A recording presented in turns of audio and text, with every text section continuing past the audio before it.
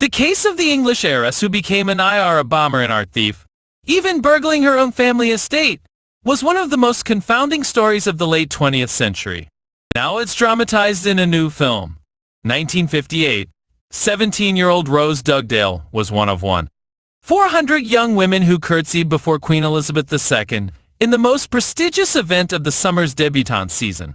It was the last time that the well-bred daughters of the most aristocratic and affluent families in the country would be presented to the monarch in a ritual that dated back 200 years. Princess Margaret, with characteristic hauteur, would later say, "We had to put a stop to it." Every tart in London was getting in. For the fiercely independent Dugdale, being presented to the Queen was a means to an end. Had agreed on the condition that her parents allowed her to attend the all-women's St. Anne's College, Oxford, to study philosophy, politics, and economics.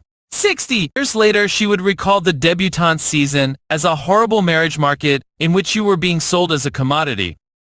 By then, she had traveled a lunar distance from her elite upbringing in rural Devon and London. The extraordinary arc of her volatile life perhaps most aptly condensed in the title of a recent biography of her, Heiress, Rebel, Vigilante, Bomber, written by Irish author and journalist Sean O'Driscoll.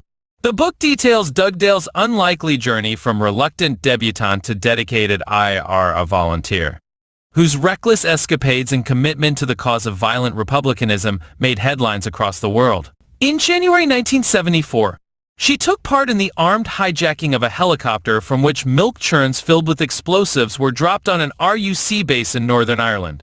A few months later, she organized and led an audacious art heist in County Wicklow, in which 19 artworks, including paintings by Rubens, Goya, and Vermeer, were stolen and held for ransom against the release of IRA prisoners.